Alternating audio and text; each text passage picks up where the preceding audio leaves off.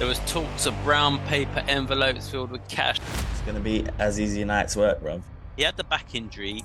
Do you think that's going to play any part in this fight? He should have stayed with Matchroom. Buatsi will start faster, but Azeez will come into his own and just keep using that jab. Like Saw or something. Like if you put these two guys in a room and you tie them up to an electric chair, if he sees any opportunity to take out Azeez, that friendship is not going to mean anything. He's going to go for it and he's going to take him out. How does it feel to be fighting your friend? I don't think it's as hard as people are saying. At the end of the day, we're going to be in the ring, there's going to be small gloves on, and he's going to try to take me out. I know once we get in the ring, there's no friendship or anything like that. Welcome to another episode of Bloodlust Boxing. This weekend, fireworks comes late in the battle for London, where you have Lewisham versus Croydon, danazeez versus Buatsi. Baz and I are going to chop it up today. Let's get to it. What's going to happen in this fight, Baz? Crazy one, Sav. It's crazy. It's going to be firework. Well, how do you think this is going to go? Well, the fight was due to be scheduled before New Year's Eve. It had to get pushed back. Well, yeah, a while before. Eddie Hearn was pushing the rumours, wasn't he? But there was, due to lack of ticket sales, that fight might have been cancelled. But look, it's a great fight. What's going on with the promotion, though? Before we get into the fight, Sav, what is going on with the promotion of these fights? It's a difficult one. So Boxer's like, what's going on with Boxer? It's a difficult one because this fight should sell itself. You've got two great fighters. Yeah. Buatsi is a very spiteful fighter. The problem is they're not great talkers they're not good with the trash talk. They're two friends who are fighting each other, and it's been a bit of a hard sell on that front. I mean, if you look at Chris Eubank Jr. and Conor Benn, the reason why there's so much hype about it because they don't like each other and they go great. And a complete clash of characters as well, aren't they? Whereas these two, they're like you said, they're mates. They're humble guys as well. They're nice, likable guys. They're not trash talkers. They say it as it is. And they do their talking in the ring. Yeah, it's been a bit of a hard sell on that front. I think there's been a bit more of a push this week to try to get the hype going, and I feel like it's starting to take off now. Yeah. How much are you envisioning that all this bad publicity for Buatsi is going to take a toll on his mental state for this fight? I mean, you're talking about the bad publicity there. So for those of you that don't know, you've got Buatsi. He's been sued by Matchroom, his former promoters, Eddie Hearn, due to some contract stuff. And there was links with Buatsi, and I can't remember the guy's name, but he was done for match fixing in cricket. So Allegedly. But yeah, so it's still not clear what kind of involvement he had there with Buatsi and Boxer, and there was talks of brown paper envelopes filled with cash or something like that. There's always some tinfoil hats around. I don't know. I mean, the thing is, boxing, there's a lot of shady deals going on here, there, and everywhere. The bottom line is, does the fighters do the fighting in the ring? Buatsi's never shied away from going for it, has he? He's always hasn't, Sav. He hasn't. But you know what? His last fight was not convincing, bruv. Who did he fight in his last fight? Hang on, let me just have a quick look. Stepien, was it? Pavel Stepien. Pavel Stepien, that's the one. I mean, it was. I know there was ring rust, but it was slow. It was like no conviction. I didn't feel his heart was in it. When me and you went and watched Buatsi versus Craig Richards, that was a serious fight. Yeah. I felt like he had some heart in London derby, wasn't it? That one. Yeah, and they were going toe to toe, and it was just it was fireworks, and it was beautiful to watch. Like Buatsi was in top form, but that last fight, that Pavel Stepien one, it felt like it was a case of he was just treading water. You know, you get fighters when they're close to getting that title shot, they don't want to mess it up. They don't want to risk it. So he was playing a bit on the safe side. Was it his first fight with Boxer as well? I can't remember. Was that his first or second fight with Boxer? Yeah. Yeah. But either way, it's just, I don't know. I just weren't feeling it. And if he fights anything like this against danazeez, then it's going to be Azeez United's work, bruv. I like what you did there.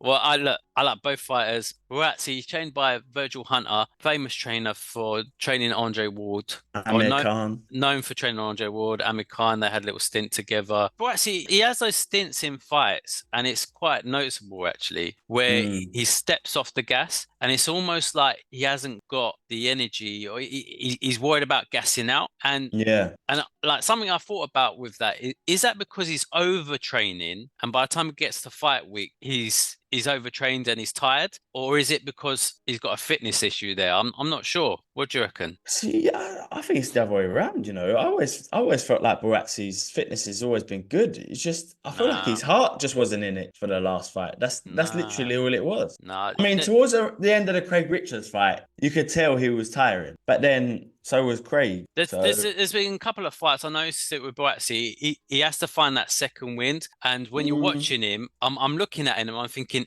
is he gonna get that second wind? And thankfully for him, I mean, he does it. throw a lot of punches though. Like, it's not like he doesn't throw a lot of punches. It's just a lot of them are sort of tippy tapper. They're not really controlled aggression. And I do like I don't know. I feel like there's a gas tank issue there. And as I said, I don't know if it's because of he's overtraining or he's undertraining. It's one or the other. But the one thing that stands out for me with Buatsi is his spite, Baz, because he's a killer. Well, if he senses, if you ever met my boy danazeez, bro? That jab is like a ramrod, brother. He just straight up. That is a good jab. I'm not gonna lie. I really it just pummels the guy's heads off. I mean, we were talking about Buatsi, but Azeez's jab, he throws those like punches down the middle. He throws from like weird angles. Yeah. You're not quite sure where it's going to come from. Is it going to come from high, low, down the middle? And then occasionally he'll throw in that looping shot when he over the top, and you're like, he's looking that way, and his arms like just doing a weird thing. A no look punch, isn't it? Yeah, I mean, you look at it. We were talking about this earlier off air. Like, it looks like he's got a crazy long reach, doesn't it? It does. But we looked at the stats, and it's like Buatsi's on 74.5-inch reach, but danazeez, like, we had to do a little bit of digging. He's got a 70.1-inch reach, so there's like a 4-inch reach difference, but and quite a lot of height difference as well. Yeah, the way you kind of explained it as well, though, is the height difference, because Buatsi is 6'2" and danazeez is 5'10", so he's got the height. So maybe because of the height difference, it looks like he's got longer arms than he has. But it's funny. He gets into his position and the arm just flicks over the top. It's almost like that, like Tyrannosaurus Rex with the little arms. I don't know why I'm going with that, but anyway. Yeah. But look, let's talk about it. He had the back injury. Do you think that's going to play any part in this fight? Do you think there was a genuine injury there? I don't think so. You got to be careful how you talk as well, because I mean, I don't think so, bro. Like, I can. You know what? You don't think there was an injury? I don't think there was an injury. Really? I think. Yeah. No, I reckon that was just buying time, because Boxer weren't ready. I mean, there was a lot of stuff with ticket sales, bro. Like, ticket sales were not good. I mean, this is the thing. Buatsi's branding. I mean, both of them, in a way, they haven't got great branding necessarily. They haven't been promoted potentially as good as they can be, but then it's down on the fighters as well to promote themselves, isn't it? It is. You can't just leave it just to the promoters.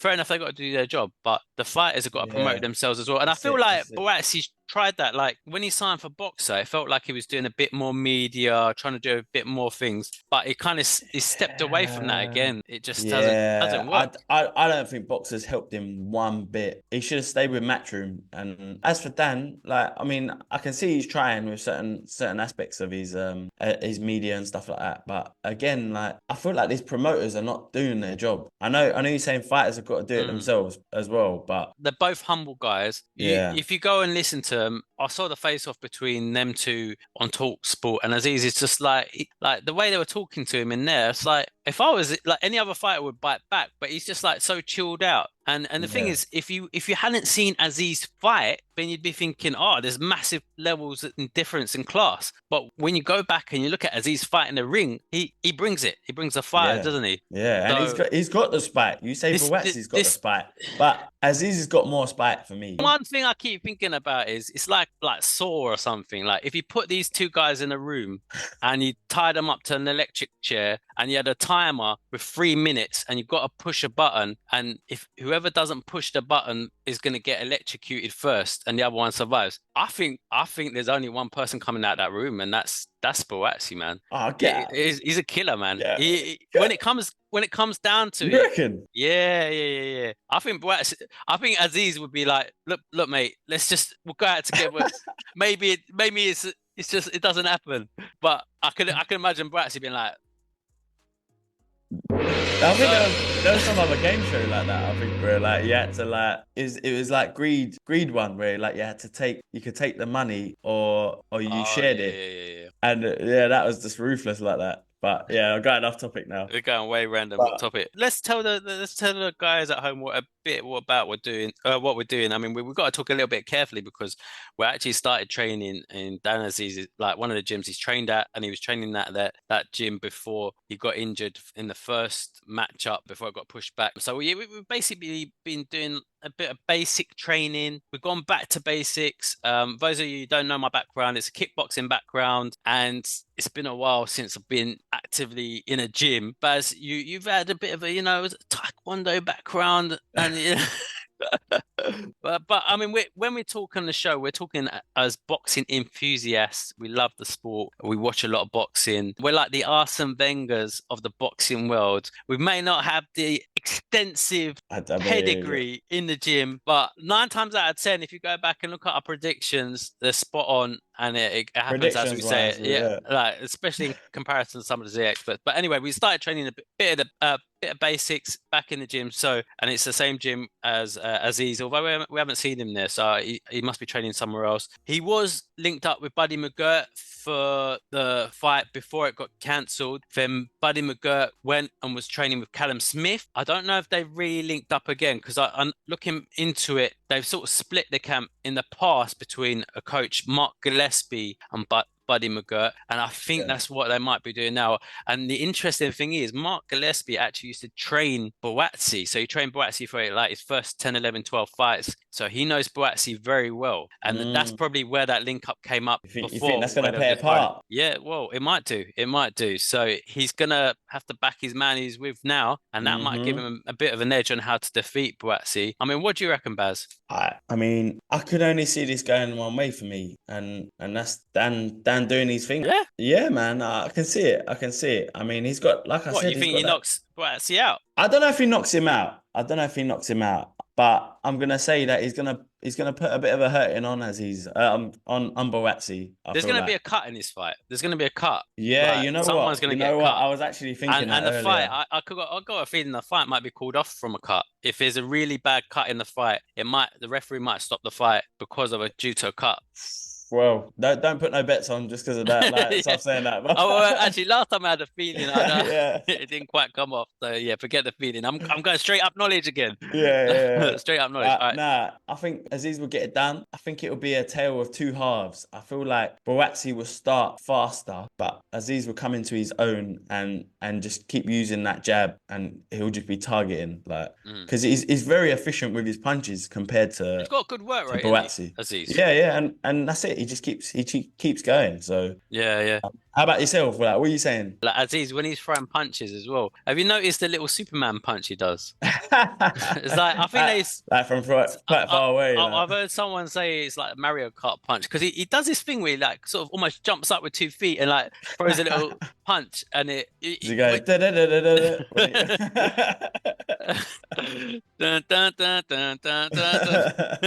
yeah. So you keep an eye out for it. But I'm backing Buatsi. I like both fighters, as I said. I'm backing Buatsi. I think he's a killer. If he sees any opportunity to take out Azeez, that friendship is not going to mean anything. He's going to go for it and he's going to take him out. All I'm saying is, Sav, you better lay low in the gym, bro. But that's just my professional opinion. And the thing is, let's say Buatsi gets the win, he really needs to push on after this because his career's been very stop, start.